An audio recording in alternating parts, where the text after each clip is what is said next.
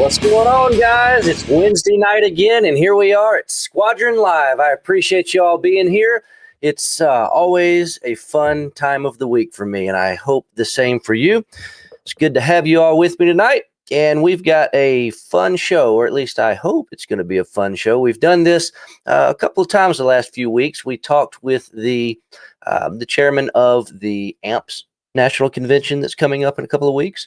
We talked with the guy in charge of Wonderfest that's coming up in a month. And tonight we've got Tom Jett and Charles Landrum, who are the chair and the vice chair of the IPMS National Convention this year in Hampton, Virginia.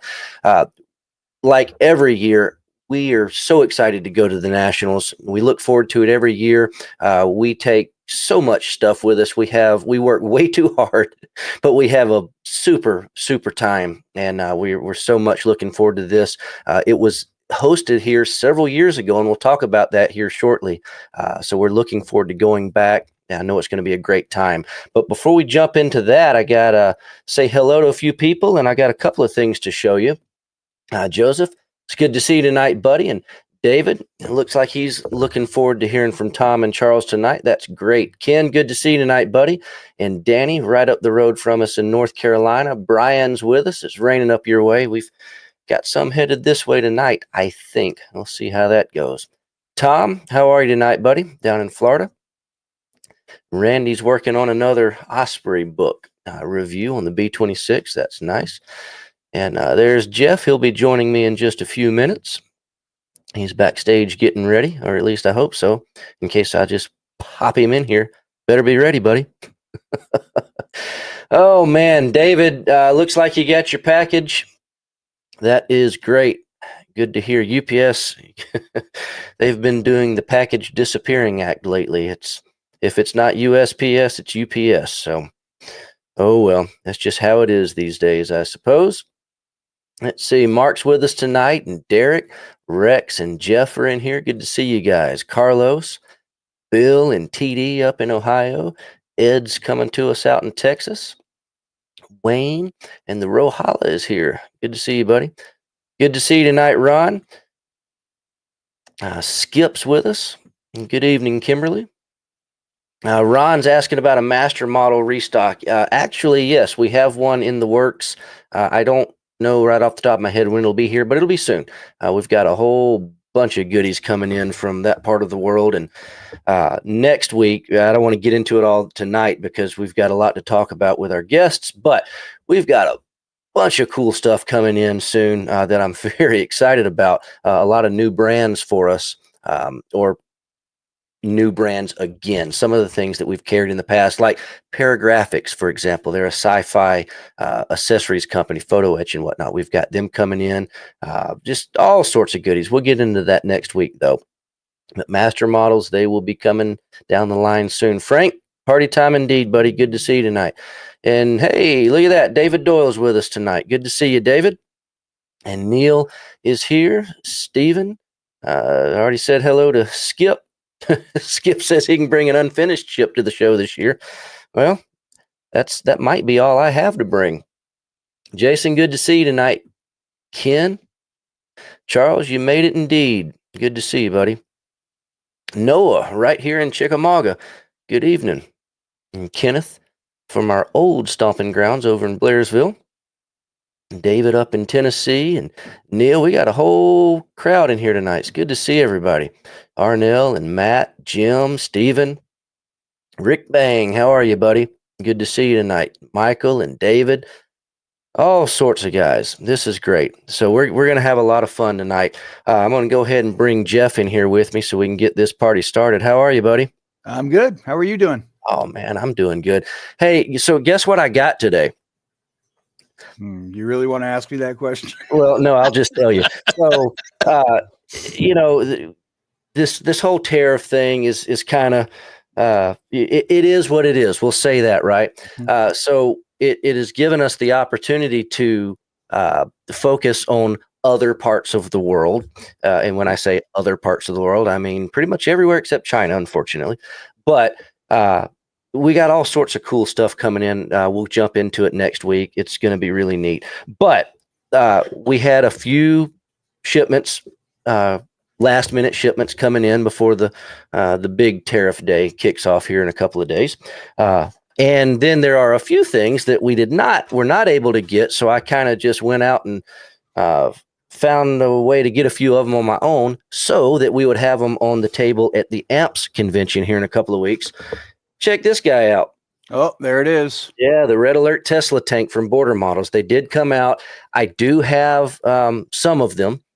I don't know exactly how many, but I do have some, and I'm going to have these on the table at the AMPS convention in a couple of weeks. My assumption is they will all sell. If they don't, I'll have them up on the website after that. Same thing with their Apocalypse 2.0 tank. Right. So these are really neat, and they go right along with the intro theme song. So one of the things that we did get, Jeff, I don't think I even told you these showed up today. To me is they showed up yesterday. To me is new H39. Yeah. So these are here. This looks like a nice kit. So I'm excited. These are up on the website now. They are available, and we should have plenty of these for the AMP show and for the national IPMS show. So cool. Very cool. Pretty neat. We got to figure out what colors guys need for these paints, which is pretty interesting because armor colors. Check this out. Here's the everybody's been asking about the paint chart. So here's what it looks like printed on a legal size paper. What's legal? 8.5 by 14, I think. Correct. Yep. So that's what the backside will soon have the rest of the colors. This is half of them.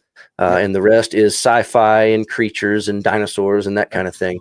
But if you look at this on our website, remember all the pink ones that are not ready yet?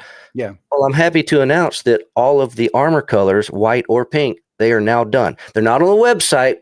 I don't want them to sell out immediately. I want to have them at the AMPS show. So we will have all the armor colors at AMPS. So that's pretty cool. So fantastic. Yeah, there's your paint update. We got all sorts of stuff. We've been talking about things that we're doing for AMPS, whether it's the armor paint, whether it's the tracks, and then we're talking about things we've got coming for Wonderfest. Check this little guy out. This is a little sea creature. One of the things that we've been working on, and this is how it turned out this is in 24 scale. It'll be available in other scales too, but this is just another one of those little things that we've been cooking. It finally physically exists. So we'll have these at Wonderfest along with some other weird, crazy creations. So if the stars are all in alignment, we will have that available in 1/6 scale.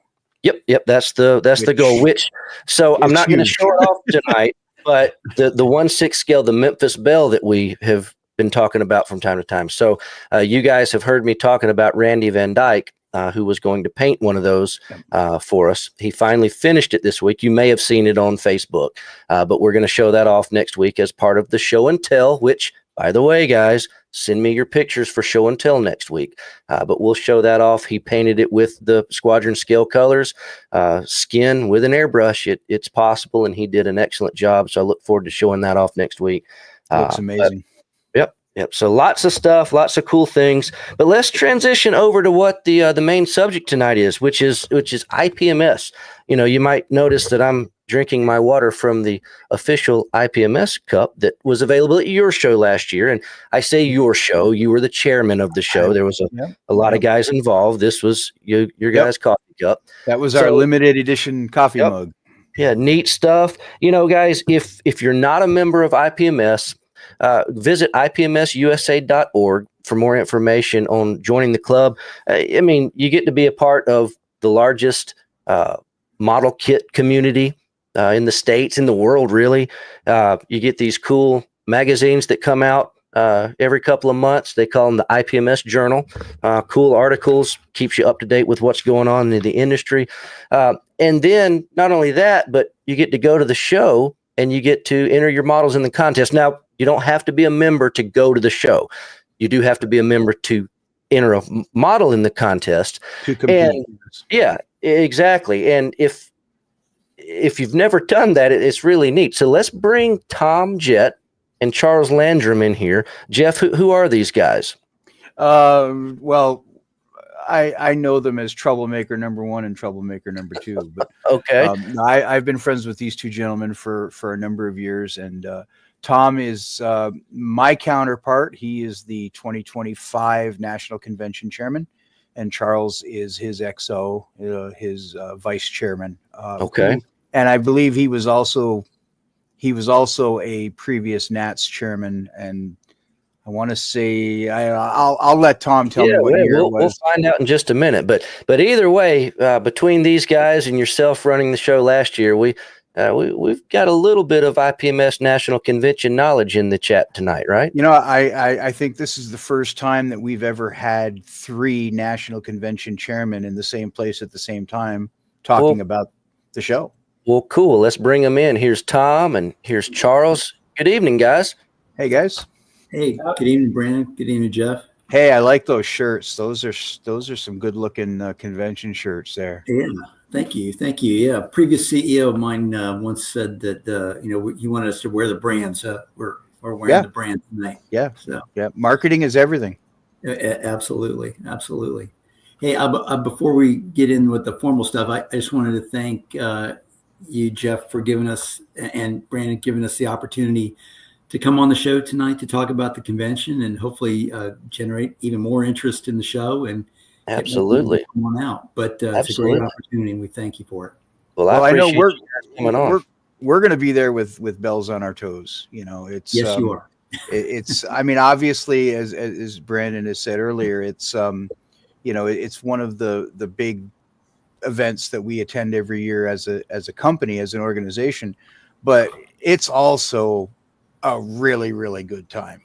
Oh yeah. I mean, we don't do it just because of the business side. I mean, we go to make money. I mean, that's not a secret, but I'm a modeler too. And I know Jeff is. I mean, it's a absolutely fantastic experience for anybody, whether you build models, collect models, or just are generally interested in models or history. Mm-hmm. I mean, it's just if you've never seen a room full of literally thousands of models and hundreds, if not thousands, of guys walking around, talking about models, there's no other place like it. Yeah. And some of the best quality you'll ever see. Certainly in this on this continent, it's just phenomenal. The amount of work and artistic, effort that's put into a lot of these kids. Just gorgeous. Oh yeah. Well, and I find it also draws me into media, and categories I would never enter in or anything. Yeah. Oh sure. 2014 we had a guy who won I don't know how many awards motorcycles. He did the same thing in Texas in 2023. Yeah. Oh wow. In all of the work that I could never do myself. The world renowned Alex Wentz de Leon. Yes. He is the motorcycle master. Yeah. Phenomenal. Yeah. If Alex is out there, or if any Alex's friends are out there, we're talking him up right now. He is an absolutely amazing, and he's not even a modeler. He's a model maker. He's a craftsman. Yeah. And his engineering, when you and he puts his stuff out there, so he actually shows you the step by steps. He hand spokes the wheels on his motorcycles. I mean, he actually makes the plastic for and incorporates the tread into the. I mean, just he's at a different level. The man's a legend. Totally, it's nuts. Yep. Well, Tom, I guess we'll start with you, if you don't mind, Charles. Tell us a little bit about yourself. How did you get into this hobby, however many years ago that might have been? Yeah. Okay. Well, I have vague memories of building my first model when I was about 5 years old, I think. I don't know how or why, but my dad was stationed in Turkey, outside Ankara, and I think they went to the PX and got me a kit, and I think it was like a Bearcat or something like that, and have sort of vague memories of that. Came back to the States and I started dabbling around with them as a middle schooler. Kind of did that through high school, and then completely dropped it, and went in the Air Force as a logistics officer, retired now, but met up with Mike Bishop, formerly of MB Models, when we were stationed in Charleston.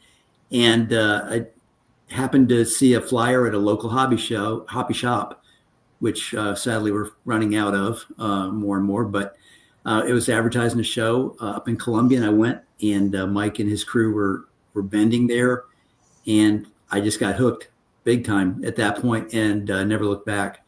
And from there, got associated with some other folks, Pat Stansel, Military Miniatures and Review, and things like that, and just kind of went ape crap working with those guys and learning from them. Credit with Mike with really teaching me a lot of the skills of the craft, for sure. But have had a ball, and but I guess I think the roots of it come from the fact that my dad was an Air Corps guy too, and oddly enough, I built tanks though, so I don't know how that kind of how I skewed from centerline there, but in my earlier day, I did build airplanes. Army guys who build ships, Air Force guys who build armor. Yeah, it's weird. Who knows why things happen the way they do?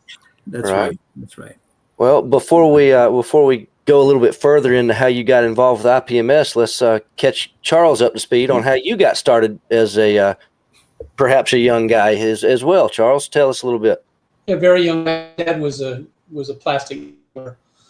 He active duty Navy, and if you all remember the old Revell rubber ball that had the spikes that came out, and then each model kit had a little ball on the end of it or at the base, and you could snap it in, and then he put it above my crib. And I lived to figure out how to get to those really cool airplanes until I did and destroyed them all, of course. And then I have memories of climbing a bookcase a sideboard in the dining room to get down his model of the Constitution that was a work in progress. That needed a lot more rigging. So my first model was the battleship Scharnhorst. Okay. The old Revell kit, and then I just started building, a lot of 72nd scale, mostly airplanes, and took a hiatus in college when I went to the academy, and time for it till my senior year. I did a little bit of it. Right. Got back to it once I was an active duty naval officer, and I had a little bit of time, but not a lot, and found IPMS in the 90s was an opportunity to, hang out and meet with guys. The neat thing was, my time in the Navy allowed me to go visit a lot of historic ships and other museums around the world. So I took advantage of it. And, that just kept fostering the interest. Well, that's kind of how it gets started for a lot of guys, for sure. Now, Tom, Charles found IPMS in the 90s. How about yourself? When did you get hooked up with the club? About the same, kind of around the same time I met Mike Bishop and MB Models. I started helping him out when he would go vend at shows and things like that. So he had been a previous IPMS show winner and stuff like that. So I joined back then and started competing in my early shows at that point. And then kind of stuck with it as we had permanent changes of station around the country and stuff. Tried to find a local chapter wherever we moved, but again, mid 90s for sure. And got really into it when we finally moved here in 2002 or 3. It's getting way back there now, but found IPMS Tidewater, and phenomenal club. Just a great group of people, incredible artists, modelers in this chapter here. We're I don't know if we're a plank holding chapter, but we're an early chapter within IPMS itself. So we had a 3-digit member, sadly, who passed away a few years ago. But in fact, we're sponsoring an award. The club is in his memory during the show. But so we've got a long lineage of service, I guess, with IPMS USA here. So it's been great. All right. Now, speaking of that, I want to ask you, this isn't your first rodeo hosting a nationals. Before we jump into that, I'm going to answer a couple questions over here, guys. Just so you know, I'm not purposely ignoring your questions tonight, but we are going to try to keep things specifically related to IPMS Nationals or something about the club. So if you've got any questions about the show, please ask them. But Mark, you were asking me about what this kit is right here. That is the 35th scale Leopold railgun from Trumpeter. And don't worry, you will see plenty of that coming up soon. And had Matt talking about the Qatari kit. I do not have any of those coming in at the moment, but you can bet we will have the paint for it. Don't worry about that. And Arnell, oh yeah, Tamiya's M36 is going to be awesome. We've got that and their F-35 coming in. And Steve, I don't know anything about Special Hobbies 48 scale Martin Baltimore. I know it's in the works. Perhaps we will get an answer from them this year at Nationals, because that is one of the overseas vendors that is a staple at the National Convention just about every year. And I know they're going to be at this show again this year. So, Tom, back to you and Charles, whichever one of you wants to take this. So this is not your first year or first time hosting the Nationals. Is it the second time? Third? Yeah, keep going. Fourth? Okay, how many? Just go ahead and tell me. How many times? 5 times. This will be our 5th. Yep. That's awesome. Now, when was the last time? So last time was in 2014. 2014. Same venue. Actually, same dates in August. 6th. Okay. Yeah, we were there. There's Dad and I. Oh, that's cool. One of my favorite pictures of Dad and I. That's Look at how skinny you were. Hobbies. Yeah. I bet you were skinnier back then So too. fresh faced. Yeah, well, Weren't we all? yeah. So 2014 was the last time that it was there, but 3 other times before that. Do you recall the years? Just Yes. out of curiosity. 96, 2002, and 2008 were in Virginia Beach. Okay. And 2008 was the new convention center. And I remember working with Jeff on, he had War Pigs. And Right. so came down with the trailer loaded up. Oh, yeah, I remember that. Yeah. And so, but that was Okay. a good, that was a good, We'll rehash that off air. yeah. That was a good convention though. It was a new good time. facility, and we got to do a lot of cool stuff. And then 2014, we shifted over to Hampton for a lot of reasons. One of which is you don't have to fight the tunnel to try to get over to the south side, and hotel availability was easier, Right. which it is again this time. And so It's a great venue. we just keep building on our knowledge to improve it. I think the first national convention that I went to was 2002. Maybe. Okay. I think that's the one that actually started every year.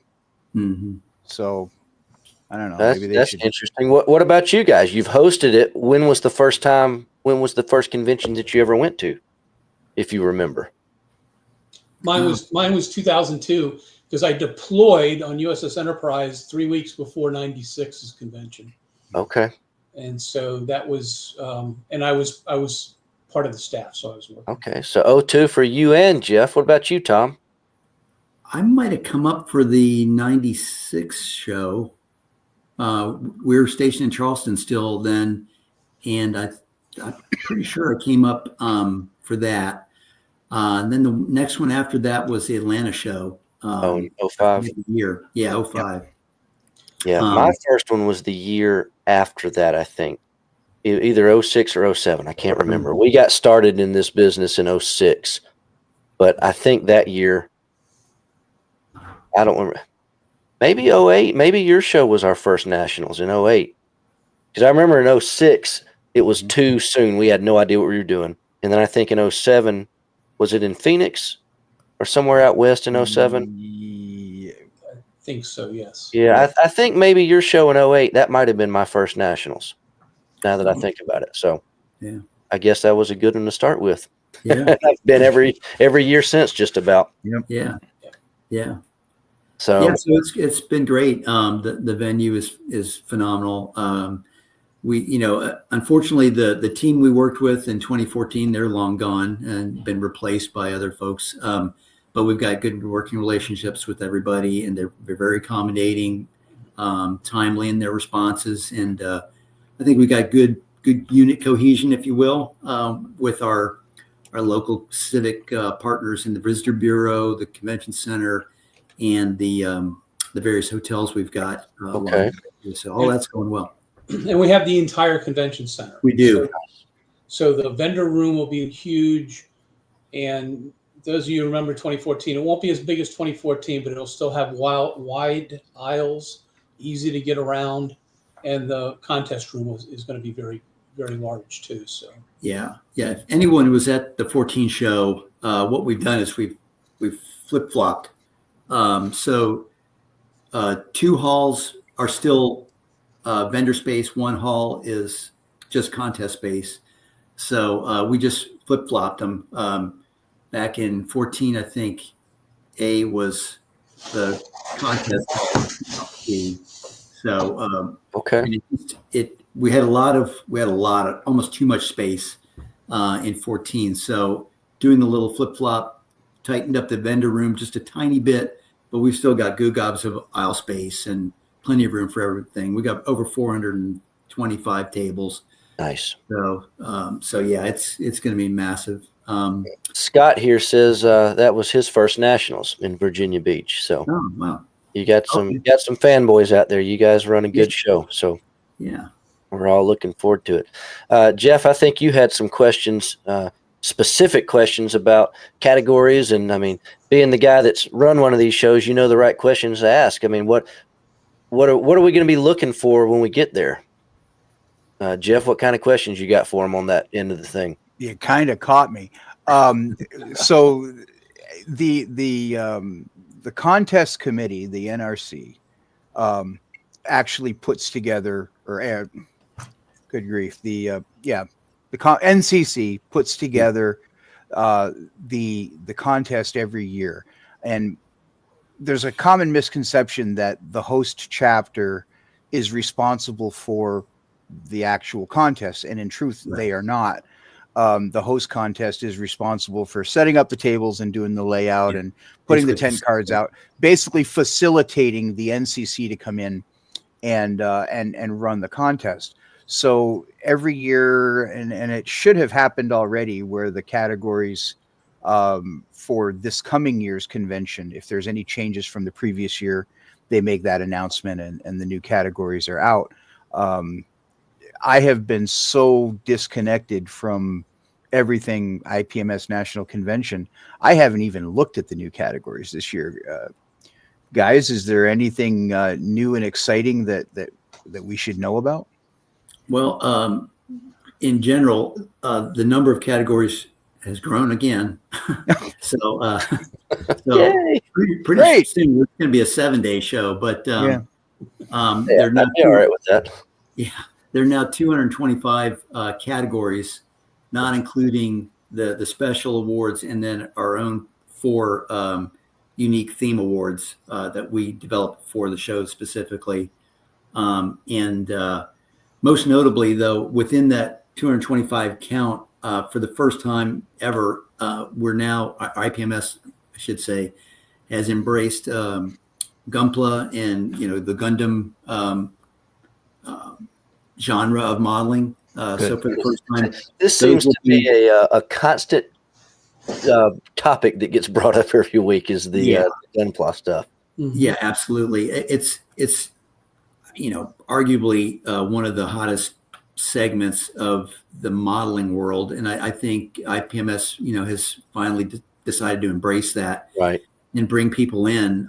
They're incredible models. They certainly are not cheap. They are incredibly intricate, and many of them are done to a really high standard. I mean, they're just incredible. So I think that's going to be really an exciting part and a new part of the IPMS National Convention and the contest itself. So, but yeah. So, and a lot of the other little minor tweaks are mostly language, tightening up the descriptions of each individual category of model and scale and that sort of thing. But Charles, did you want to like cover down on our themes a little bit? Yeah, and before you do, Charles, I've got your website pulled up here for everybody to see. So this is IPMSnationals.org. That's correct, right? Yep, that's the website for the convention this year. And all this information that Tom and Charles are covering, guys, you can see it here. Pictures of the show, information about it. Up here, they do have, here are your categories, so you can figure out where your model will fit in. But so I'm going to be scrolling through your website, but Charles, please go ahead and tell us a little bit. Yeah, and the other thing I wanted to mention was that they've also gone back and redefined out of the box. So they're bringing that back, but you go carefully read the definitions. And if you're an out of the box kind of person, you still need the instructions. Mm-hmm. So, the theme awards that we've, and the other thing I wanted to add about Gunpla is that there is now a best of Gunpla as well. Oh, nice. So you get the crowning in that, the crowning achievement in that category. Yes. So the 4 themes that we came up with, and they're focused on our region, NACA to NASA. So of course we have Langley here, and Langley was at the forefront of innovation in the 1920s as aviation was pushing out, and then of course into the space race, the Mercury program, Hidden Figures, Apollo program, all that. Then we have iconic innovations where we tried to because this is the home of the battle home of USS Monitor, we kind of use that as a theme for, hey, what are the iconic innovations across the category? Yes, and as Tom was gesturing there, thank you, Vanna White. If you look at our logo, it's got the NASA emblem over the USS Monitor. Yeah. So iconic innovations, and then the next one, Dawn of the Atomic Age, because 1945, of course, is when we jumped into the atomic age. But the focus is not on nuclear weaponry per se. It's anything related to nuclear powered, craft and stuff. So wanted to get the ship modelers in there, and the atomic cannon people, and everybody who likes to build those subjects. Nice. And then lastly, because we're in the anniversary year, 250 years of the Navy and Marine Corps team. So, and that is, so anything that's related to the Navy and the Marine Corps will fall into that category. Right. So those are the 4. We've got a couple of those available to still sponsor if you're interested. But yeah, there's been a lot of work with National in terms of, scoping the contest and scoping the awards and getting that in place, including how we're going to do model registration, which is again computer based. So you're not filling out a bunch of forms when you get to the venue. You're actually, Are you using the Madison system? Yes. Yes. Yeah. I was going to say shout out to Jeff and his team for innovating there. Fantastic. Well, that's Jim Coatney and Mark Stevens. Yes. I was happy to hear that Jim is going to be coming to the show, so he's going to be helping us out running the one of the true gentlemen of the hobby right there. Yeah, and Mark Stevens has been fabulous too. Yeah, Mark's been great. So yeah, absolutely. So yeah, it's coming together. And the other thing we're building on, and related to this, but it's in the contest room, but it's not part of the contest, is what used to be the old club display area, which is now the Tiger Meet, again, building on what was done in Madison. Yep. And so we're expanding that, trying to expand, but there's a lot of interest in group builds and things like that. And we've actually got also a local ship model club that's going to be putting models on display and talking about their work in that area as well. Oh, nice.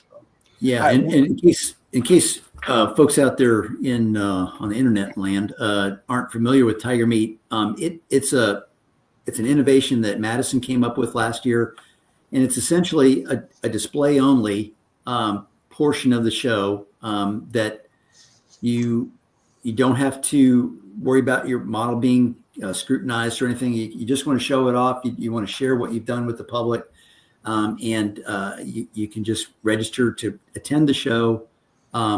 and then you can go ahead and take your model into the tiger meat area. So it's a much more streamlined way to get your work shown to the public. And I think it's a great idea. It's another way to bring people in that may be, a little bit intimidated first about competing.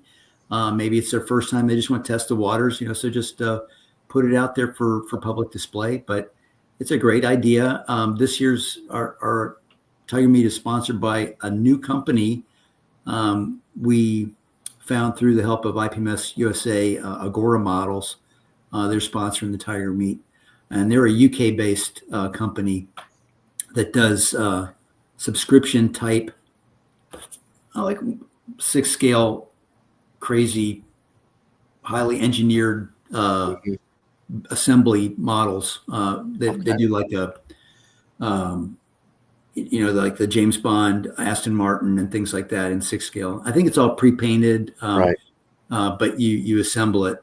But pretty neat stuff. So it's going to be their first IPMS show ever. So that'll be interesting. Now, you said something interesting a second ago.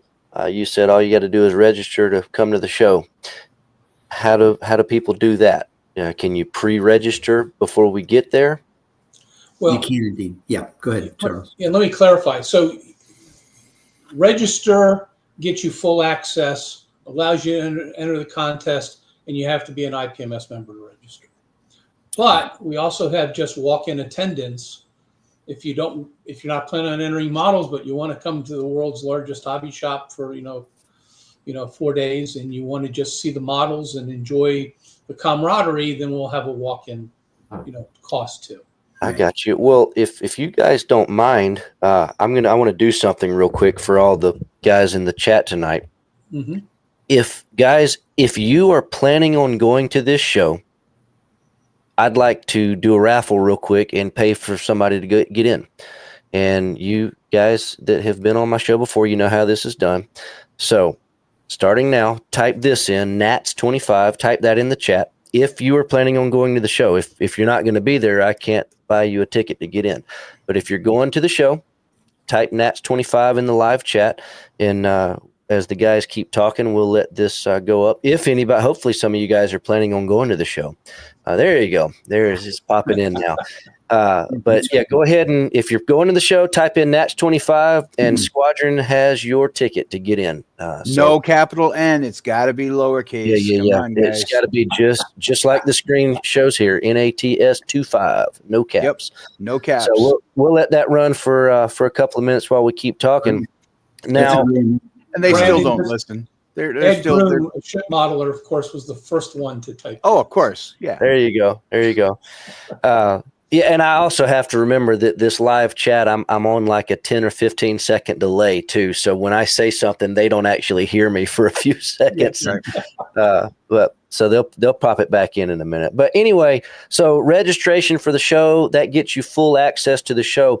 We've talked a lot about a model contest. You can go and you can enter your model in a contest. Your model is going to get judged on Friday night compared to the other models in there. If you don't want to compete, but you still want to hang out and show off your work, get tips on how to be a better model, you can put your model in the Tiger Meet. But that's not all that Nationals is about. There's a lot of other stuff going on there. So tell us, what can we expect to do besides just see a model contest? Well, certainly you're going to want to spend money, and I'm sure everyone on this video call will want to spend some money with you, Brandon. I know I certainly. I hope so. I that is the goal. But like you said, 400 and something tables. I'm not the only vendor there. No. While we keep talking, I'm going to play this video. This is last year's Nationals in Madison, but this just gives a kind of an idea of I'm gonna fast forward. This was us loading to get there. Just give the guys an idea of what a Nationals show consists of in as far as size and scope and whatnot. And it has a little bit of Squadron emphasis on this video, but that's because we made the video. But what else can we expect to see, Tom? Well, definitely. We've got 90 vendors registered thus far. Like we mentioned before, over 400 tables sold. So, it's been said before, if it's not in the vendor room, it's probably not available unless it's a hazardous material or something like that. Right. But you should be able to find just about anything, new or old. Frank, there are a lot of folks that vend during these shows that bring things that you haven't seen in a while. That may have been long out of production. It might be just what you're looking for. So, the vendors that show up some are well known, some are not so well known. But there's something there for everybody, truly. Right. And you'll, in addition to Squadron, there's all the other major retailers. Oh yeah. Show up to this show. So, we're all multiple customers of many different online resources. So, right. Well, David here, David Doyle asked a question. Of course, he's one of the vendors there. He's one of our authors. He asked, are there any manufacturers from overseas that are going to be in attendance? Yes, I believe there will be. And hello, David. Nice to chat with you again. David and I are acquainted as well. Very good. We are very much hopeful that ICM will be back. They were at the Madison show last year in person with a fantastic display. And I believe the folks from Mini Art are also planning to attend right now. Yep. God willing, what's happening in that part of the world, but certainly hope that they will, in fact, be able to attend. We are also really hoping that the folks from Copper State Models are going to be coming as well. Nice. The last I heard, which was this morning, they're still working on getting a visa for Edgar and his crew.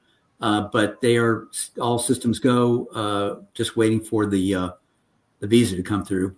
Right. So that could be a really interesting addition to the room. Then we have a couple others. We have One Man Army, who does some amazing laser cut stencils for 32nd scale aircraft. If you haven't seen his stuff, it's unbelievable. It just takes your aircraft to a whole new level in terms of the detail painting you can do with those stencils he does. Okay. So we have quite a few. Well, Edward, they're always there. Edward Special Hobby, absolutely. Special Hobby. Yeah. And yeah, that was back it up here. Zokimura. Zokimura. I'm just looking at this from last year, trying to pick out who all was there. Valeria was there from ICM. Yeah, that's what I was trying to popped her up a second ago. Yeah, there she is. That was the ICM lady, Valeria. Yeah. And she'll be back. Alina is the one coming from Mini Art. Yep. Awesome. So that'll be great. So there's lots of goodies to look at. Yeah, and we're hoping, particularly like the ones we mentioned, Copper State, Zuki, Mini Art, and ICM, Tamiya also. But we've asked, one of the innovations we tried to push this year was to try and bring a little more of the trade show flavor, if you will, to the convention in terms of giving folks attending a glimpse of what might be on the drawing board or in development. And we've been working with some of these vendors to ask them to particularly bring things that aren't quite ready for release yet, but are on the pipeline. And I think it's a great opportunity for the customer, us, to see what they're developing, give them feedback, and give them potentially ideas to go back to the drawing board with to produce at a later date. So I'm hopeful that that's going to come to fruition. Certainly, I'm hoping Copper State for sure will do that. He's intimated that he would bring some in development stuff. Okay. And so hopefully that's going to happen. Valeria certainly did last year. It was a great setup that she had next to you, and had tons of great stuff. Produced. So well, we've got, of course, she'll be in our booth again this year, and Alina will be, and we've been working with them too, trying to come up with some way to do something surprising and cool and interesting. So hopefully it'll be a nice show for everybody. Oh, I'm sure. Yeah, it should be great. I've never gone to a bad Nats. No, I have never gone to a bad Nats. It's hard to have a bad time. I mean, well, so we've got a contest room, we've got a display room, we've got a massive hobby shop of a vendor room, but that's not it. I mean, no, it's not. Dave Waple says, how about seminars? Anything cooking there? Absolutely. Yeah. Thanks. I was just getting ready to say that, Dave. Okay. We got about 46 seminars currently on the schedule right now. They'll start Wednesday afternoon. Wednesday afternoon is not really a seminar. It's going to be basically offered by Spray Gunner, and they're going to have a dedicated room, as will Grex. But Spray Gunner will have their room available to anybody who wants to just test out a couple different airbrushes that they will be having at the show for sale. So if you're in the market for an airbrush, you're not sure, quote unquote, to pull the trigger, pardon the pun, you'll be able to kind of test one out there in their room on a couple occasions. The other seminars run the gamut from focusing on historical subjects, the SR-71, talking about the F-14 Tomcat, specific detailed subject matters like that, to more broad topics like getting into 3D printing. One of our own club members, in fact, has a paid seminar. It's $25. And he's going to be going over kind of the 3D printing 101. Pardon, my cat is meowing back here. We also have Grex is doing their, by now, pretty much world famous airbrush workshop that unfortunately is sold out. And Mig Jimenez is also coming in and is providing two paid seminars that unfortunately have sold out as well, but on airbrushing in the kind of the Spanish style German World War II armored camouflage. Okay. So those will be neat, and it'll be kind of neat to see Mig walk in the halls.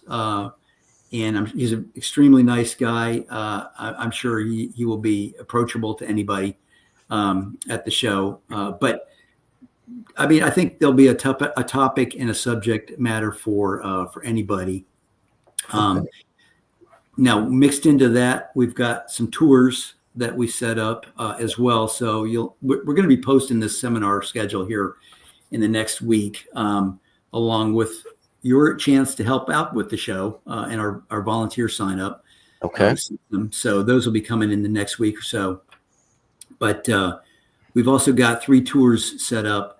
And I have to somewhat apologize a little bit for the delay in getting the news out on those.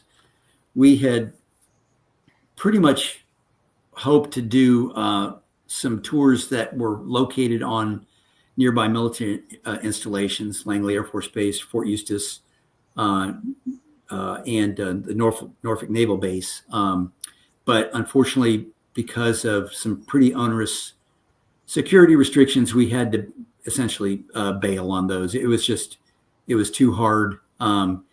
They required basically us providing some personally identifiable information that none of our systems are secure enough to safely transmit or save. So it was kind of a bridge too far. So we've got 3 really great alternatives lined up. I'll let Charles talk about one of them, and particularly the Mariners Museum and the USS Monitor experience.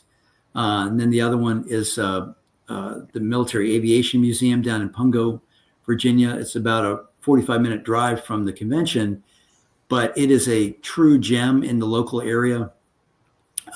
It's a collection of, 40 or so aircraft, all flyers. Yep. They do all the restoration and stuff there. They run a grass runway. When they do their twice a year annual air shows. It's really an amazing facility right in our backyard. And then the third is the USS Wisconsin, and just at birth in Norfolk at the Nauticus Museum. So those are the three, but the really, I think, interesting one, if you're a Civil War buff at all, or just interested in the legendary clash, the Ironclads, you'll want to try and get in on this. Seating for all of those is kind of limited to about 50 people, one busload. But I'll let Charles cover down on the monitor experience, because he is kind of a member up at the museum. Yeah, and if you don't mind, I'll back up a little bit on Sure. the Military Aviation Museum. If you're not aware, the collection was assembled by a guy named Jerry Yeagan. He has since donated all the aircraft, and now it is its own museum. It's a fabulous piece of real estate, because he has, Jerry bought a 12 o'clock high B-17 control tower and disassembled it cinder block by cinder block and brought it back and reassembled it. He's got replica World War I hangars that are just, eye-watering. And one of the hangars is a Eastern German expeditionary hangar that the Luftwaffe had assembled, and it still has bullet holes in it. He rescued it from Cottbus, I think, in East Germany, and it's even got inscriptions written by slave labor that assembled the hangar. Yeah. The hangar was supposed to move and follow the battlefield, but it never moved. Yeah. And but it saw a lot of action. So anyway, it's a fabulous facility. Some of the more complicated restoration is still done off-site. So if you're looking for that, you may have a little bit of trouble. But there's so much to look at. From an Enigma machine all the way up to his flying PBY Catalina. Gorgeous. A good friend of mine. I'm sorry. Go ahead. Sorry, a good friend of mine, Zach Boffman, who is from Wisconsin. He used to work for the EAA Museum. He's now the volunteer director, volunteer coordinator for that museum as well. I was there, had the opportunity to run into him last year, and I was there visiting my daughter. My daughter is at Eastern Virginia Medical School, and she decided she was going to take Dad around, so we got to go to the Mariners Museum. We got to do all the tours. And all of a sudden, I hear someone yelling my name from across the runway, and there's Zach Boffman. He comes over. So, yeah, everyone here locally had kind of wondered where he had gone, and he took a job with this museum, and so we kind of got the behind-the-scenes tour. And I'll tell you what, you will not be disappointed at this museum. Yeah, it's fabulous. Where the Wisconsin is birthed, downtown Norfolk, there's a lot to see there. Nauticus is a National Maritime Center museum, so it deals a lot with not only just the local history, but also the whole commerce, maritime commerce that we have, container terminals and everything else that goes in Hampton Roads. Oceanography and marine biology, exactly. They cover everything, yeah. And embedded in there is the Hampton Roads Naval Museum, which is if you don't want to pay, if you don't take the tour and you want to go see it, that's free. You can just, and it used to be located on the naval station, and they moved it there, and they have some really interesting displays as well. The Mariners Museum, yes, I'm a member of the museum. So we set up a tour. Of course, Mariners Museum has been around since the 1920s. It's a legacy of Newport News shipbuilding, but the Huntington family that also founded the C&O Railroad. They started buying and collecting stuff, and then this museum is their legacy. But they also partnered with NOAA, and that became the national, the Monitor, restoration facility as well. And so, what our tour is going to do is get you behind the scenes. You get to go in and see artifacts. One of the things that's really cool is they pulled a couple of pea coats out of the turret of the Monitor, and the buttons are made by some unknown rubber company called Goodyear, and with their logo right on it. So you'll get to see a lot of that. And one of the things that they really did, I mean, they're really innovating there a lot, and it's a very tight association between NOAA and them. They recovered 2 bilge and feed water pumps off the Monitor. There were only 2, and they were either used to provide water to the boilers or pump out the ship. And they knew the ship was sinking when the pump stopped. And they scanned in that pump, broke it into its component parts in the computer, 3D printed masters, then made molds, and they had them cast in Buffalo, all the components, and they now have a working Worthington pump. Yeah. And we will get to see that, and you'll get to see it displayed. It won't run off steam, it'll run off LP air. Yeah. But that is going to be a really cool tour. And if time permits, you'll also be around to just wander around the museum and see everything else that's there. Right. Aren't they? They're also going to have a crew at the convention center too, right? They're going to have tables in the area at the convention center at the museum. So if you can't tour, but you still want to go, admission is only $1. Yep. Yeah. And so, and they'll have NOAA there as well, and talking about the Marine Sanctuary where the Monitor came out of. Yeah.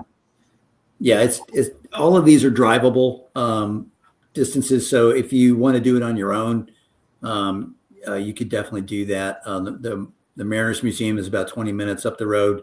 Mm-hmm. And like Charles said, for the enormous price of $1, you too can get in. You may not get the Monitor experience, but you get to see a lot of it. You'll see a lot of it. Yeah. Yep. But this is kind of a behind the scenes, if you will. And we put on the convention website other museums in the area, right? Other attractions and things like that. If you got family that want to go, go do the splashdown park that's right next to the hotel or whatever, there's a lot of things for people to do. Okay. Yeah, that's IPMSnationals.org, just in case you guys missed that earlier. Right. The name eludes me, but we did the tour of the museum where they kept Jefferson Davis at the end of the Civil War. The Casemate Museum. Thank you. The Casemate Museum. Right. For your Civil War fans, that is an absolute must see.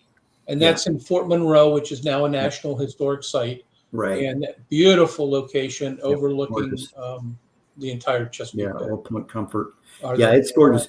Yeah. Charles mentioned a lot of these have links on the website, so you can check them out, and all very close. I mean, we are blessed with a lot of history in this area that's within a half hour's drive, to include Yorktown Battlefield, Williamsburg, Jamestown settlement. So it's a great area. Great area. Awesome. Well, that's going to be great. Yeah. When we get there, you're signing up. Everybody always looks forward to the goodie bag, and that one of the things that a lot of people look forward to are the national decal. Is there going to be a Nationals decal sheet this year? Yes. Okay. We will. And the decal sheet, because this is our 5th go round, we decided to make it a little bit more extravagant. And I don't want to talk about all the subjects. Oh, sure. No, keep that a secret. We've got them tied to local things. And when the gentleman who designed this logo is an aviation, his name is Bill Kluge, Kluge, and he's an aviation and wildlife artist, but he was also the chief graphics artist at NASA, Langley. And one of the subjects is going to be a NASA aircraft that he personally designed the markings for. That flew in.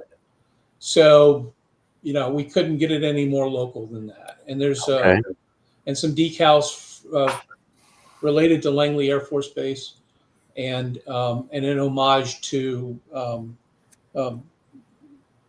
some previous aviators who made the ultimate sacrifice in training. We tried to cater to just about most of the popular genres. So we've got a little bit for the armored person, got a little bit for the automotive person, and then the aircraft and I don't know about ship. Did we I failed as a ship model. Yeah, it didn't make the cut. There's not really a whole lot you can do. We had that Yeah. same issue. Yeah, It's been done. Yeah, but yeah, Tom led the spearhead on the armor stuff yeah, to get some really cool things for armor modeling. yeah.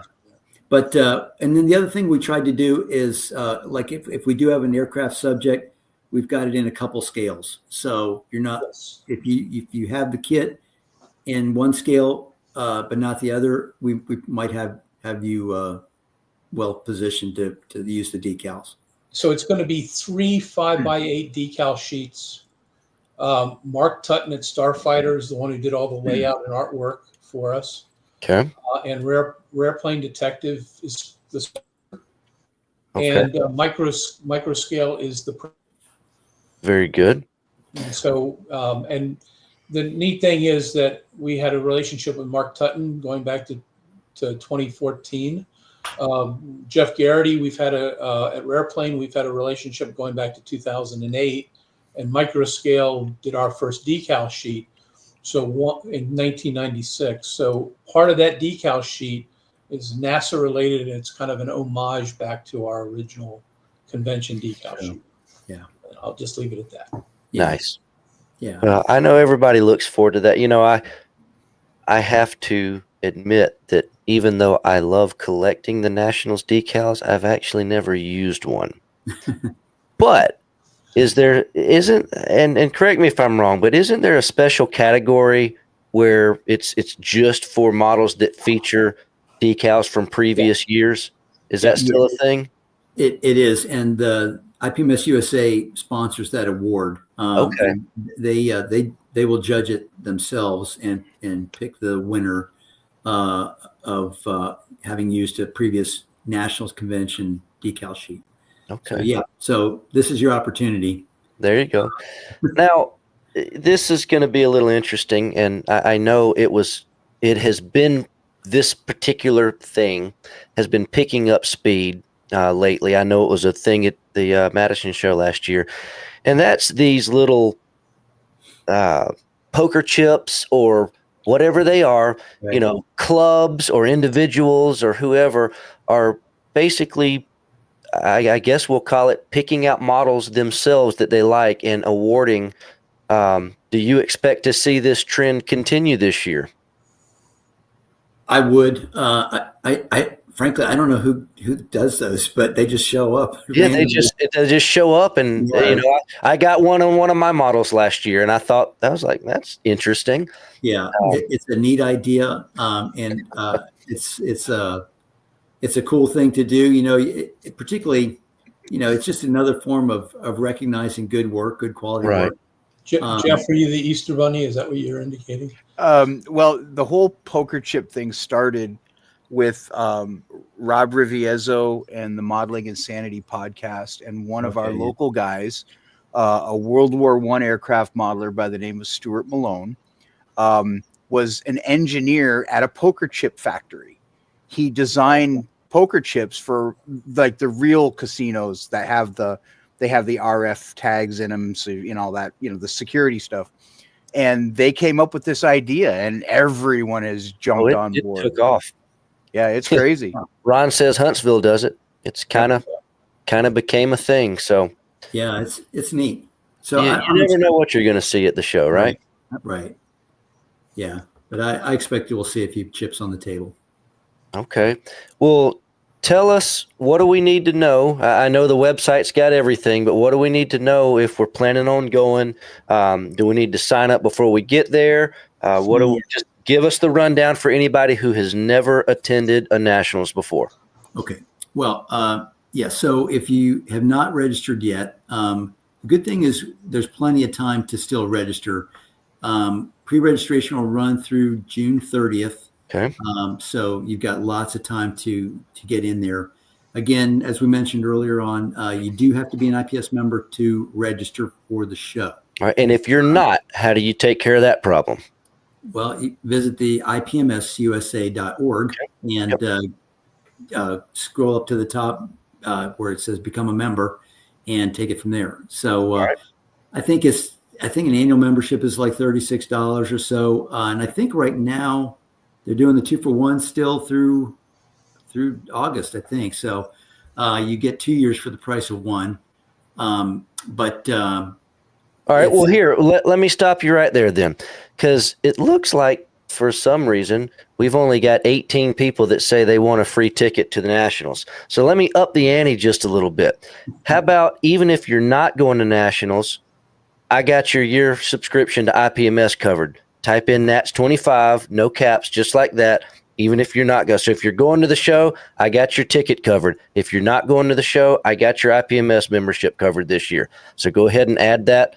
Type Nats 25 in just like that. But back to you, Tom. So sign up for IPMS at IPMSUSA.org. All the information for the national show is at IPMSNationals.org. Right. Okay. And that will it's essentially like a shopping cart kind of feature. You'll go in, register as adult or a junior, whichever. And there's a little different rate for membership or for registration. And then you go through all the various things that we have for sale. Like we mentioned already, unfortunately, some of the seminars have sold out. We do still have room in that 3D printing 101 class. That's still got seats available. But register for the banquet, and get your ticket for the banquet. That's the big awards show at the end of Saturday evening, where we recognize the winners, and it's kind of the last hurrah before everything winds down at midnight. Okay. But, that we've got some merch, T-shirts, we've got mugs as well, a convention pin. The tours are on a separate link, but they're also all that is available on the website. Okay. To go in and register for. So what you'll do is you'll load all those purchases up. You'll go to checkout, and it'll ask for a debit card. At that point, it's just like any kind of online purchase at that point. And you'll get an email confirming your registration, and I will too. And you're in at that point. Okay. So once you get to the show, you'll need to know you'll get an IPMS ID card, so you'll have your IPMS number. That's how we'll know who you are, and we'll have a packet stuffed with all the goodies you purchased in the process of checking out, your T-shirt, etc., and anything else you might have gotten, and whatever goodies we have in the goodie bag to hand out as well. I think we're sending some freebies to put in the goodie bag. I believe you are, yes. I think it might be cool. I'm kind of excited.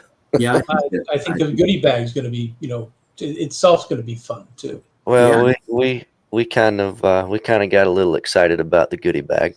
Yeah, I like goodies. It's going to be great. Yeah, it's going to be really great. So that's it. Now on the model registration side, that process is just in the final stages of getting tweaked. On the ones and zeros side of it, that'll launch probably in May sometime.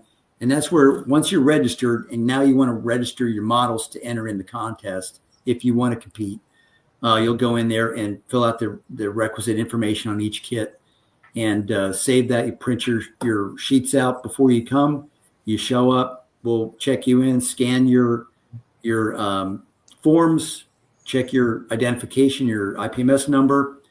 Very quick, painless process, and you're off to the races into the vendor room where the fun happens. The other thing that the system you sign up online with IPMS, you do it ahead of time, or if you're one of these last minute, I don't know if I can get off work, I don't know if I can get a hall pass, to go. You can register. You can walk in the door and register. You can join IPMS right there. You can do it all. Yep. And now merchandise might be a little bit more limited, and banquet tickets and stuff like that. So you're better off doing it ahead of time. But that doesn't preclude you from just walking in and right. Well, that's good to hear, because I know that I'm going to be off work. Well, sort of. My problem is I don't know if I'm going to get my model done. Yeah. Welcome to the club. I know. That's all of us. If I could throw something out there. And this is coming from been there, done that, and gotten the Nationals T-shirt. A quick story: I had two modeling friends who had never gone to a nationals before. One of them registered their models online. The other did not, because he was a grouchy, grumpy curmudgeon of a man. He's a very dear friend of mine, so I can get away with that. They showed up at the convention center, and the grouchy, grumpy curmudgeon, who shall remain nameless, Frank, ended up standing in line for literally 45 minutes with his papers. And his buddy, who he rode up with, took his papers up to the desk, beep, beep, beep, beep, beep, and he was gone and he was done. Yep. He was coming, he came, made a trip through the vendor room, came back to Frank standing in line, showing him all the stuff that he had bought while he was in the vendor room, and said, all you needed to do was sit down at your computer and register your models last week. Yeah. So in other words, pre-register, you'll have a lot more seamless if you experience. pre-register your models, the only thing that you have to do is print out your form and bring it with you. It's going to have a code on it. It's going to have a barcode on it or a QR, and you scan it and you're in and you're out. And it's about as painless as it can possibly be. Okay. Yeah. Well, hey, John Figueroa's got a question. yeah, go ahead, Tom. It is one of those things I did want to mention. Yeah. And I also wanted to cover back to a couple other special things in that checkout. A special event we're hosting as part of the convention is a benefit barbecue dinner at the Virginia Air and Space Museum /Center in downtown Hampton. It's a really cool museum, very NASA focused and aviation focused, but it's a benefit dinner to raise funds for the Tunnel to Towers Foundation. I don't know how many folks out there are familiar with Tunnel to Towers, but it's a phenomenal organization started by the brother of a firefighter who was killed on 9/11 in one of the World Trade Centers that collapsed. And what they do is they raise funds that go to support the families of service members killed or catastrophically wounded in the line of duty, and first responders the same, killed or catastrophically wounded. And a lot of times they'll pay off their family's mortgage if the member is deceased. They will come and retrofit the individual's house if they survive and now have life-changing issues to deal with. They do all that with no cost to the individual. It's a phenomenal thing. And now they've gone into an effort to try and end veteran homelessness by converting old and sometimes abandoned hotel properties and turning them into veteran rehabilitation centers, basically with on-site job help support, substance abuse support and all that stuff right on site. They're a tremendous organization. They have 95% of every dollar raised goes to the recipient. So extremely low overhead. You may have seen their commercials. Yep. So the dinner is a barbecue dinner. It's going to be catered by one of the local barbecue establishments in Newport News, Smoke Barbecue. They're incredible, just amazing barbecue. And the museum is great. It's $50 to attend that. It's seating is limited to about 160, and we're about halfway there. So plenty of room to get in on that. And if you want to help, sadly, some of those monies are going to be from T2T are going to be spent here locally. We had 2 police officers killed in the line of duty in early March. Yep. And Tunnel to Towers is assisting their families, their surviving families, in that way right now. So it's an issue that's close to our community right now. So it's a phenomenal charity. Check them out at t2t.org. That's the letter T, the number 2 t.org. If you want to learn some more, but phenomenal.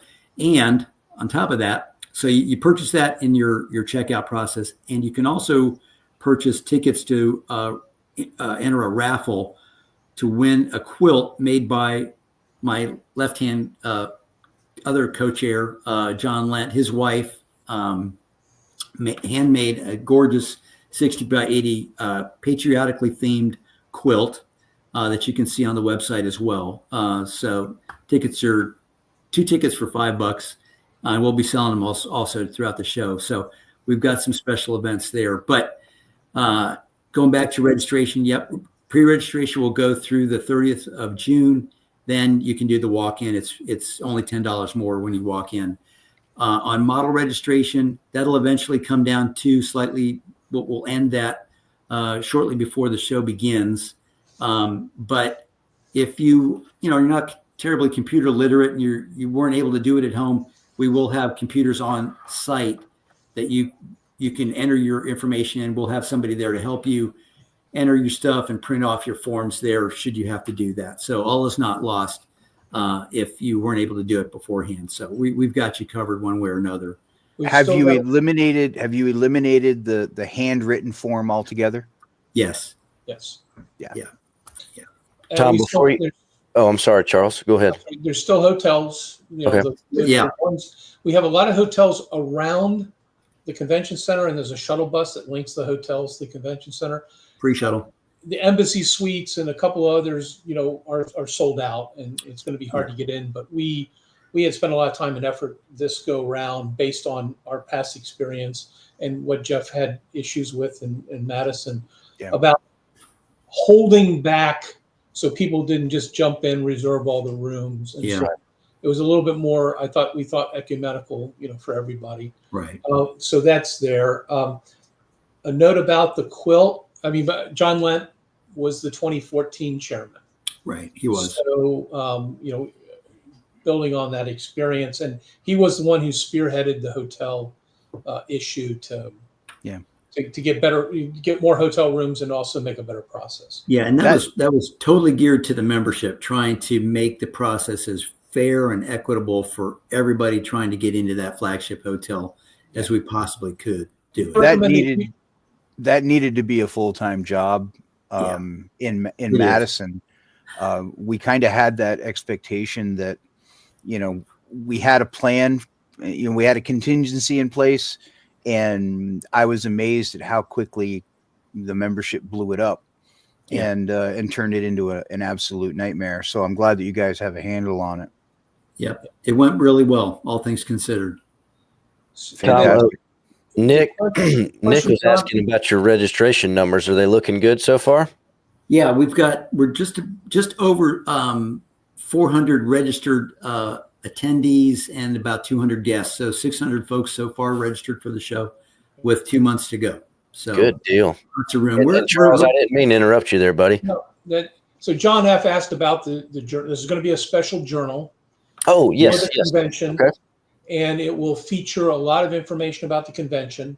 All right. Have, background on the decal subjects, but also the centerfold will be, the vendor layout and the schedule and everything else. But that'll be a tear sheet. Yeah. So it'll be a glossy, very very similar to the journal itself. And then is it going to all IPMS members, or do you have to go to the convention to get it? It's going to be at the convention. Okay. Right. It'll be in the goodie bag. In the goodie. Hey, more goodie bag stuff. Excellent. More goodie bag stuff. Right. But what we're going to do is also, if you'll walk in, that schedule, those maps are also going to be printed separately, and they're going to be available at information desks. Okay. So you don't have to be registered to get that information. To attend seminars, though, you do have to be registered. Okay. Okay. You do. So. Yeah. Wow. Yeah. If you're just walking in from the public, that just gets you into the contest hall, the Tiger Meet, and the vendor room. Okay. Well, let's see who's going to get in for free real quick. That's a deal. Yeah. Somebody's going to get a deal. Let's see. It's going to be Jason Holt. All right, Jason, you know what to do, buddy. Email me at info@squadron.com and let me know if you need an IPMS membership or a ticket to the Nationals this year. And I hope it's a ticket to the Nationals because I hope to see you there. I didn't win. Congratulations, Jason. Well, Jeff, now you got to pay your own way, buddy. Yeah, well, yeah, I figured. Isn't there like a disclaimer that, employees of cannot enter the conference? Yeah, well, yeah. Jeff knows better. If he had won, I would have just redrawn. He can't. Yeah. I put my entry in there, but I did it all, I know how the system works. Just did it for a laugh. Yeah. Well, guys, we truly are looking forward to the show. It's always one of the highlights of my year, and it's not just because it's a big show. It's a model show. We sell some stuff. We meet some people, but really, the people that we see there, they have become over the years have become really good friends, and it's almost like a reunion every year. Just getting to see a lot of these people. I literally only see once a year, Right. and it's just. I mean, that's half or more of the fun for me is getting to meet up with my buddies that I've made through the years. Yep. Right. Absolutely. And there's no better place to totally geek out and to talk about this stuff because let's face it. I mean, if we're married, your wife just glazes over pretty quickly as soon as you start talking about scale and kit and versions and stuff like that. So it's a great place to just kind of be in the element for 4 days and just totally go, batch, crazy. Yeah. We've already decided Brandon and I are both sending our wives to like the Florida Keys or something. We're just going to send them to Virginia Beach. Yeah. There you go. Yeah. Well, I'm looking forward to judging with you, Brandon, again. And that's another thing that we didn't talk about. So Friday night at Nationals is judging night. They, at the end of the show, when the show closes, the contest room closes except for those of us who are judging. And that has become an absolute just something I really look forward to. Because during the show, I mean, I love doing the vending, but I'm busy nonstop, talking with people, and it's great. That's what I love doing. But it doesn't leave me much chance to go in the actual contest room until Friday night. Yeah. And it's just a blast, all the, we call ourselves, we're the judges, but it's a lot of times it's the same guys every year. And we get in there and you get together, being the ship judges, we all show up and it's half of us are the same guys every year. And, it's always fun each year bringing some new guys in, but that's almost like a whole nother show in and of itself is Friday night, between the judges meeting and then, what snacks are we having? Who's bringing cookies? That's almost like a whole nother thing. And it's a lot of fun too. Yeah. And judges get a kind of cool little pin. And Charles is a lot of the creative genius behind this year's pin. Oh, really? This year's pin's going to be a little different. A little bit different. We took a little previous bit. pins have typically just been the logo with a little bit something around it that says judge. Right. Hey, same pin basically. Yeah. So we took a different tack this time and tried to more reflect IPMS judging. So a little tongue in cheek. Well, cool. Well, I look forward to seeing that. And for anybody, and Charles, you can elaborate on this. You don't have to be some professional model builder to be a judge. You don't have to have ever judged before. Judging at Nationals has made me a better modeler. And when I started, this will be my 11th time judging this year. And 11 years ago, I'm not a great modeler, but I knew nothing. And I got in there and, somebody that's done it before, they take you under their wing and show you the ropes and show you what the judges look for. And it really makes you a better modeler because all of a sudden you realize, oh, well, that's what it's supposed to look like. I mean, so Charles, tell us, I mean, how do we get involved if we're not a judge and we want to be a part of that? Yeah, well, we have the judges meeting, and it'll be in the program when that is and where it's going to be. And anybody who's judging who wants to judge has to be at the meeting, or you're not allowed to judge. Yep. And so, as Ed pointed out here, you have to be an IPMS member. You have to be an IPMS member. That's correct. Yep. But let's say you've never judged before and you want to do it. Well, it's an apprenticeship program, right? And so the last time I judged was in San Marcos in 2023. We had a couple of new guys, and we brought them along, and we talk about what we're looking for, and we show them the ropes and how it's done. And, and every category's got its own, set of criteria for what they're looking at. But, and so then, you're looking at the model, and in some categories, it's a really tough, competition. And then if you do that a couple of years, and Ed Grun, who used to be the head ship judge, can tell me, can correct me, but you do it a couple of times, and then you're now a certified judge. Right. And they start tracking you every time you go to a convention, and you will get, your 5th judging or your 10th judging or whatever. 3, 5, 10, 3, 5, 10, 15, 20, 25. Yes. I think. Yeah. Something like that. It tracks back to as long as you guys started keeping up with it, I think. Yeah. So it's just a really neat experience, and you get to see just how much effort goes into it. It's right. A lot of people will say, oh well, they just have this weird criteria, and it's random, and it's not. It's a very deliberative process. No. It's very. It is supposed to be very objective. Yes. And that is something that, putting my IPMS hat on, we have been striving for probably the last 10 to 15 years to make it as objective as possible, by redefining. And I know, I feud with a lot of the NCC guys, over the years, but they're trying to reach what many believe is an unattainable goal of removing subjectivity and personal opinions and biases from the process. Unfortunately, as long as human beings are involved, I think there's always going to be a modicum of that. But they've really come a long way in trying to make everything as black and white as it can possibly be across all of the genres. Yeah. And that's to the benefit of everyone. Ed says, I call it see one, do one, teach one. Yep. Yep. OJT, that's what you call on the job training. Yep. But your point, Brandon, you will be a better modeler for having participated as a judge. Oh yeah.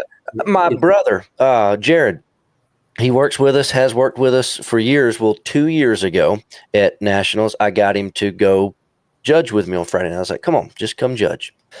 Well, he came back to do it last year. Now he's hooked. And not only he didn't build models before that, now he's building models. Right. So it gives you an entirely different point of view for model building. Yeah. It's just cool. I like it. So I would urge you to come join us on Friday nights. It's fun, and it's, like I said, it's a whole nother show inside of the show. So, if I may, again, putting on my previous chairman's hat, something that we really didn't touch on that I think we need to really kind of hammer is that every national convention needs the support and the help of volunteers for everything from manning the swag table to helping with registration, their security.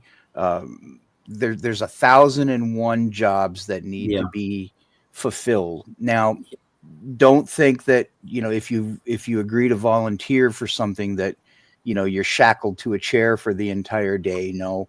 In Madison, we ran 2 and 4 hour shifts. I don't know if you guys are doing the same. 2 hour shifts. 2 hour shifts. The more volunteers you get, the shorter those shifts get to be. Right. Exactly. And if you are intending to go, you're there for 4 days. 2 hours out of your day is not a whole lot to ask to give back and help out all of the people that are helping put this show together, because the Madison team and the Omaha team and the Atlanta team and the Phoenix team and the Virginia team, we're all volunteers, right? And we give in the case of Madison, and these guys are doing it, on their fifth go around, but you give 2 years of your life basically doing a second full-time job Exactly. to put this convention together. Yeah.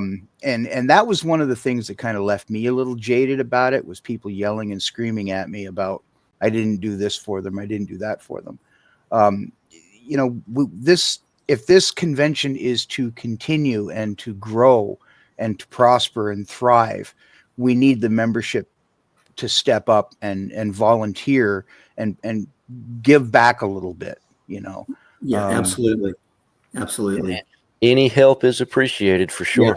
Yeah. And besides, you might get to do something fun and see a little bit of the behind the scenes that you wouldn't have otherwise been able to be a part of. Well, Right. I mean, look at what happened last year with Edward. Edward's shipment got delayed at a port, and Right. their stuff arrived late. So we gathered up a group of volunteers, and we offloaded their truck, and we helped them set up their table. And the next morning, Vlad invited every one of them down there and gave them all special discounts and Oh, wow. Yeah, that's nice. So there are incentives to helping, make this process more efficient and run more smoothly. And you get to, as Brandon said, you get to do a lot of things that are behind the scenes that are really kind of cool. There are some perks that are involved. And it makes you part of something. And I think it makes you a little bit more appreciative of the work that Absolutely. these guys actually put into making this thing, come off without a hitch. Yeah. Oh, yeah. Yep. And but I know we're running long maybe here, but I put one other plug on another way people can get involved in helping out, and that's through sponsoring a trophy pack. Oh, yeah. Yeah. There's a lot of trophy packs to sell. Right now we're about 35% sold, so we've got still quite a ways to go to sell out our trophies. We update that list that you're showing, Brandon, every day. So if you don't see a sponsor next to it, you might want to imagine putting your name next to that, or your club's name, perhaps, if your club. We see there's Ron, IPMS Memphis, IPMS. I mean, it's all sorts of stuff. So hey, you too can sponsor one of the awards at the show. Right. Yeah, I think Scale Colors will probably pick up a ship category or something. There you go. Yeah, a lot of people do honorariums, in memory of a dad or a brother or something who may have been a builder, when they were younger. So there's lots of ways to approach that. There's tons of categories still available. The majority of those categories there are $85, and that buys the first, second, third line for that particular category. And Charles mentioned we have a couple theme awards still available at $135, and one the best of figure is still available too, and that's also $135. Okay. So, not terribly expensive, but it goes a long way to helping the show succeed financially, because it's a fairly good investment on the award side. So good deal. All that is much, much appreciated. But as Jeff said, the labor, we will be overjoyed to have you as part of our crew. You'll get a T-shirt as well when you sign up. We'll capture your T-shirt size, and we'll make sure that's ready for you. See, there you go.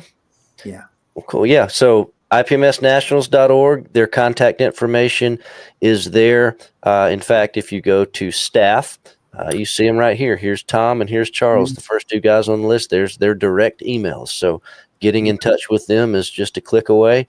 Let them know you want to help, and they'll see what they can. You guys can do for you. You guys are brave. I had my contact route through my public affairs guy. I wanted. Oh, it's all going to be good. It's all going to go off good. And Frank, by the way, I saw this. Is Jared judging? Yeah, I'm going to send him your way this year. So get ready. There you go. But, well, guys, I really appreciate you coming on here and talking with us for a little while about the show. I'm excited about it. I hope everybody in the chat is excited. I know several other people will watch this over the next few days that weren't able to be with us live tonight. So hopefully somebody will pick up something they didn't know. Hopefully we'll see a lot of nationals returns and a lot of newbies that perhaps have never been to a show before. And this will be a fantastic turnout on all fronts. All fronts. Absolutely. I mean, we've got some new stuff, some surprises that are in store for Nationals, and Tom mentioned that Mig Jimenez is going to be on site, and there's always a crew of, dare we say, VIPs, but there's always a crew of some of those real world class or high profile modelers who just happen to show up, and you're rubbing elbows with some of the best people in this hobby, both from an artistic point of view and from a social point of view. Some of the nicest people in the world are the people that are in this hobby. Yeah. Yeah, we'll have podcasters too roaming the halls. I think Model Geeks will be there. So they'll be broadcasting from the show. So one thing that I'm kind of embarrassed to say that we forgot to say is, when is this show? Oh, wow. That's kind of important, isn't it? It's tomorrow. It's August 6th through the 9th, 2025, Hampton, Virginia. So starts on a Wednesday afternoon to the public. Doors open probably around 12 o'clock, 1 o'clock. Yep. I forget what we've got on there. So and this schedule is listed on your website. So So go ahead, Charles. This year's a little different because we're actually getting in the hall the day before, so we can get Brandon's immense amount of merchandise set up. I'm sorry, that's my fault. But hey, everybody else gets to benefit from it, right? Everybody benefits, and then the vendor room opens earlier than it does in previous years because we're more. Plus, to be honest, with all the computers and stuff, you just want to make sure everything's going flawlessly the day before, so that you have a better experience the day of.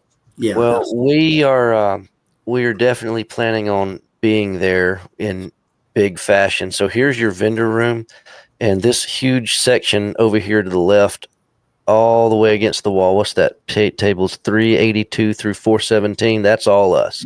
Wow, so we're planning on bringing a massive spread and just having a big old time. So we will have food concessions at the back of that hall too. So nice. You don't even have to leave the property. You can just dine and dash over back to Brandon or wherever. As long as you set me up next to the hamburger stand, I'm good.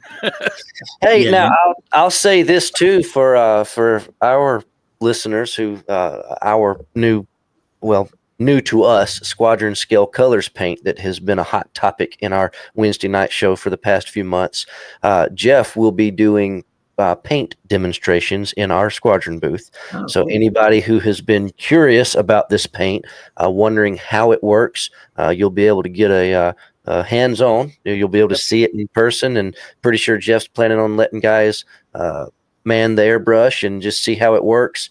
So we're don't know exactly what it's going to be or what it's going to look like yet, but we're planning on showing that off in the booth. And if you've come to the Nationals before, you have seen, we're now calling it the OG Scale Colors, but you have seen me sitting at the table with the Scale Colors brand. Now we've got that. We've got the tracks. We've got the resin ship parts coming, and so we're going to have a lot of things to talk about.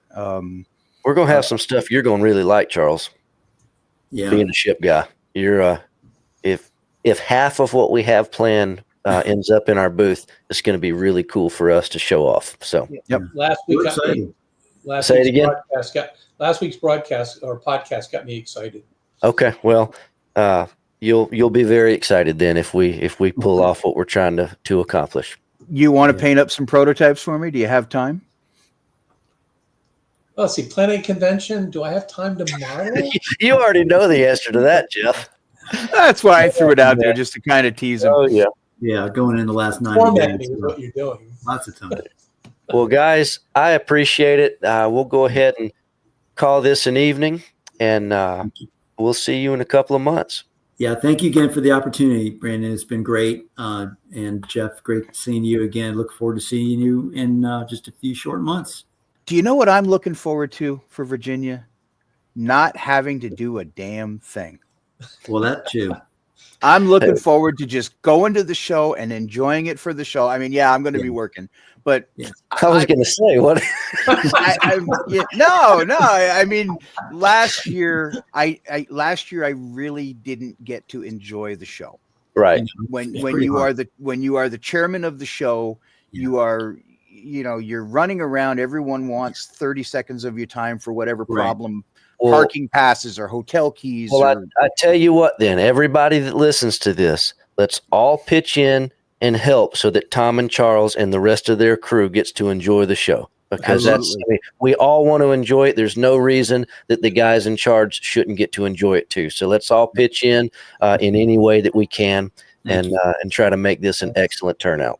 Yeah, we appreciate it. Yeah, that'd be fantastic. Thank you so much. All right, guys. Well, thank you so much, and we will see you next time. All right. Great show. Thanks, guys. Thanks for being here. Well, guys, thank you so much for hanging out with us. We went a little long tonight, but I sure do appreciate it. Next week, show and tell. Email me at info@squadron.com. Send me the pictures of your models, and I will have them in our broadcast next week. I'm looking forward to seeing what you guys have been building lately. Y'all take it easy, and I'll see you next week.